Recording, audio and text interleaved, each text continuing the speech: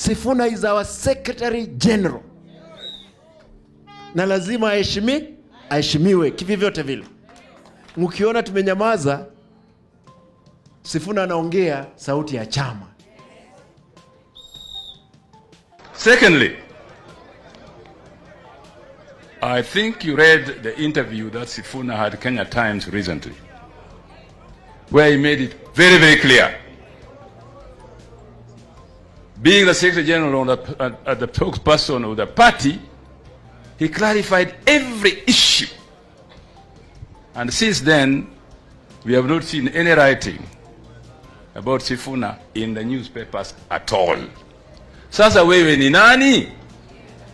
Sasa wewe unaanza leo kupinga Sifuna. Wewe ni nani? We in the party sourced Sifuna from his professional work to bring him to the party. And he has been doing an excellent job since then. Ama sivyo? So let us support him. We in the party support him. Let the people support him. The guy is built for the future. Ama sivyo? The guy is built for the future. You know what I mean? Ukiangalia huko mbele, utaona Sifuna. Kama Sifuna ameongea, ako na haki ya kuongea. Mimi sijasema ati mimi usiongee kwa chama namna hii. Sema hata kama unaona baba anafanya makosa, sema. Ndio ni. And the spokesman of the party is usually the Secretary General. So Sifuna, when Mr. Sifuna speaks, he's speaking on behalf of the party.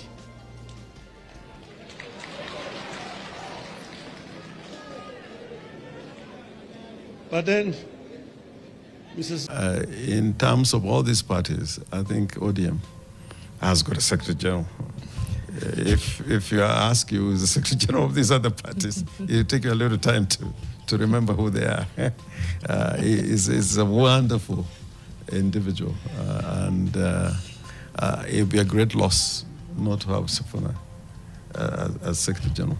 That's how dynamic the party is.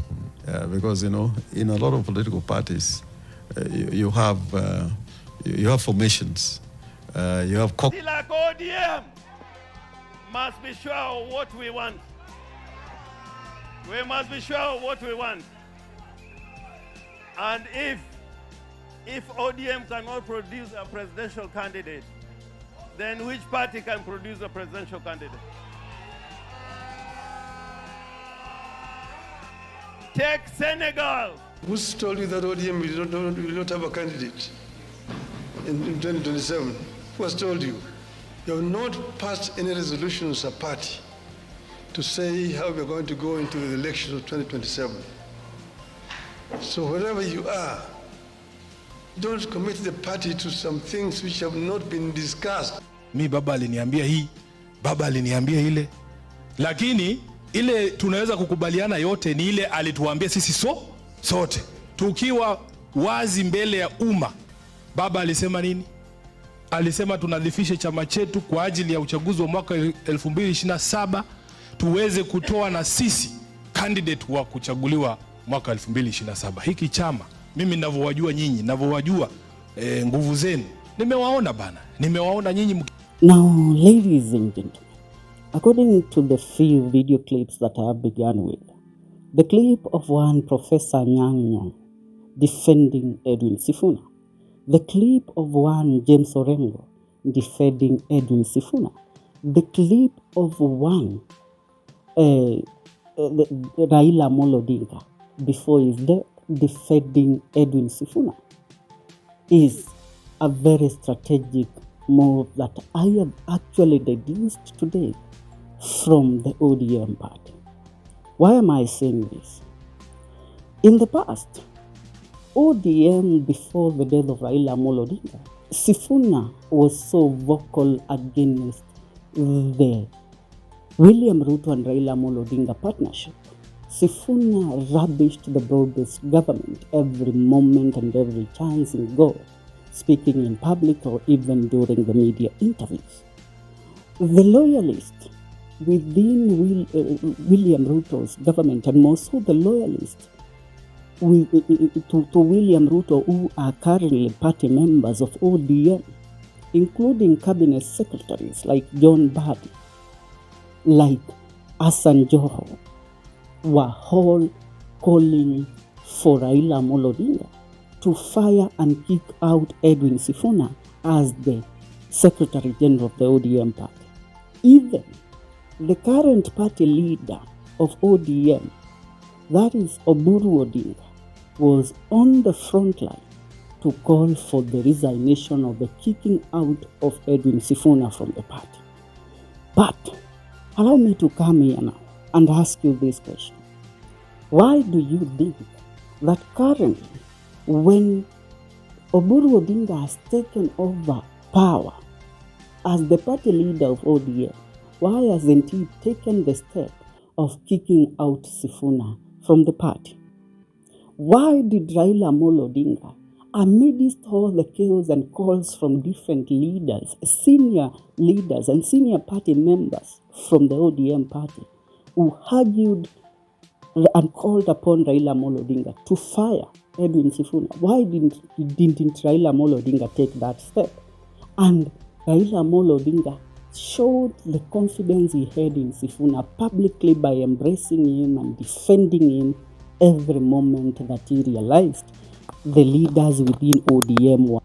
Ladies and gentlemen, I would love you to tell me, why do you think Raila Amolo Odinga never took the bold step of kicking Edwin Sifuna out of the party, yet Sifuna was opposing him publicly and declaring that the broad-based government is dead? Now, here is where we get down to the real juicy story. Sifuna is a person that is being considered for being the ODM party presidential candidate in the year 2027. You might ask me, why do I say this? Sifuna has built his name and brand in politics around being the defendant and the voice of the people.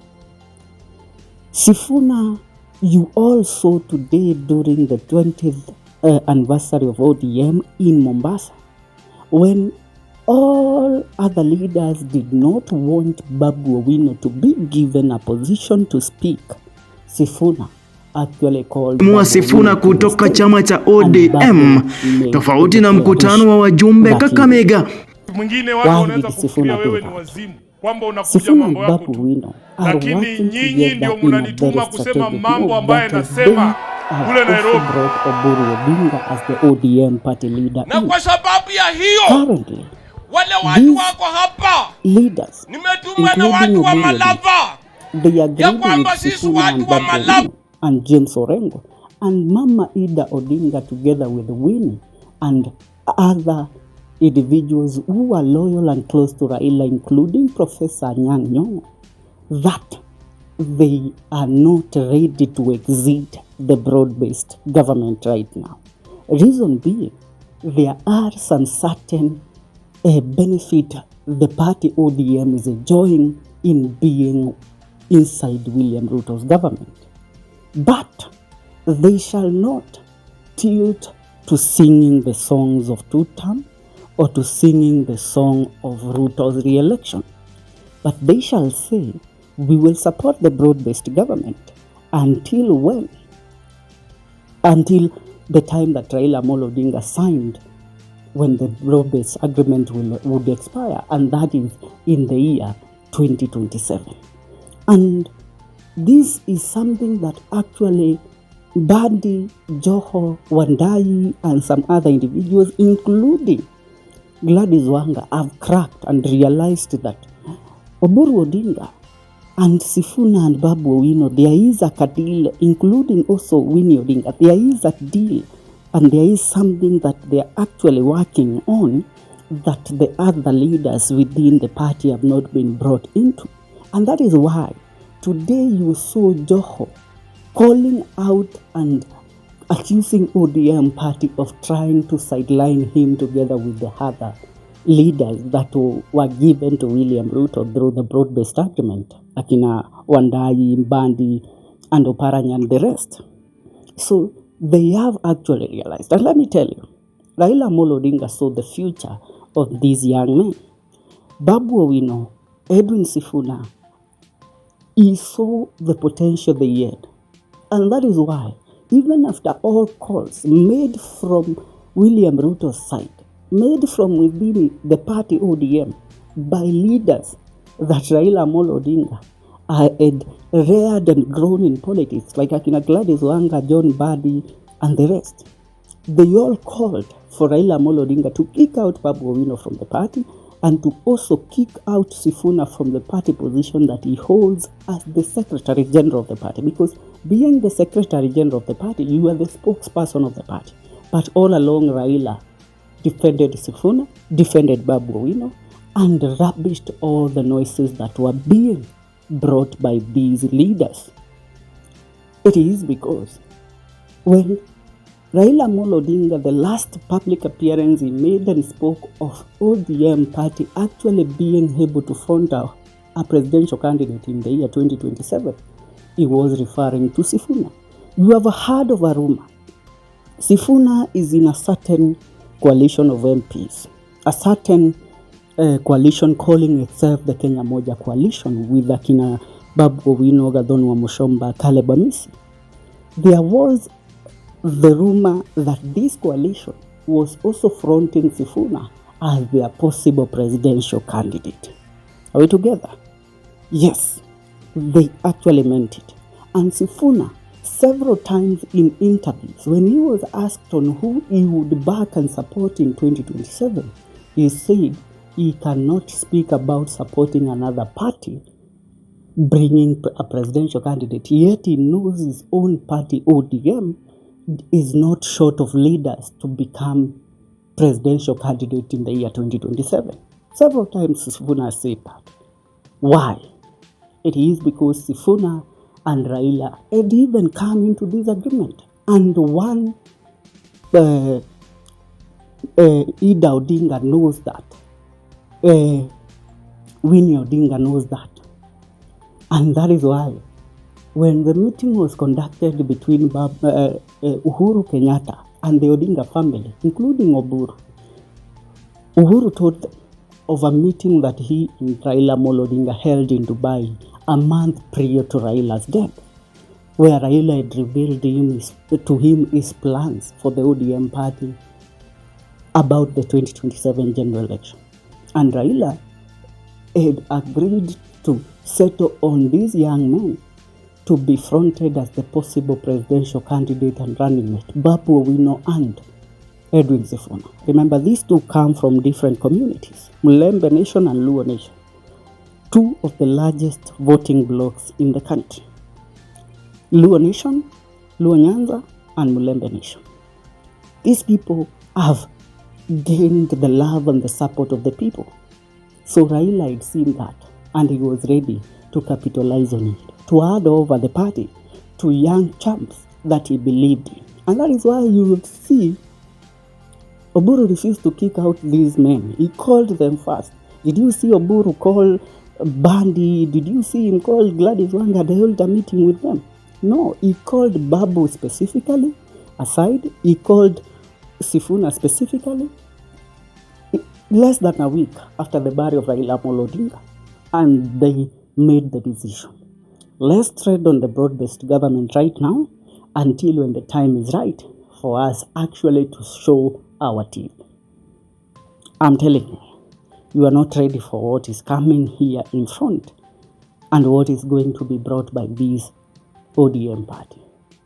Ladies and gentlemen, I would love to hear your take in regards to this. Leave a comment on the comment section. See you in our next video. This is the Kenyan Daily Report.